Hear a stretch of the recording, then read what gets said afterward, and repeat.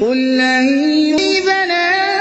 إلا ما كتب الله لنا هو مولانا وعلى الله فليتوكل المؤمنون قل هل تربصون بنا إلا إحدى الحسنيين ونحن نتربص بكم أن يصيبكم الله بعذاب من عنده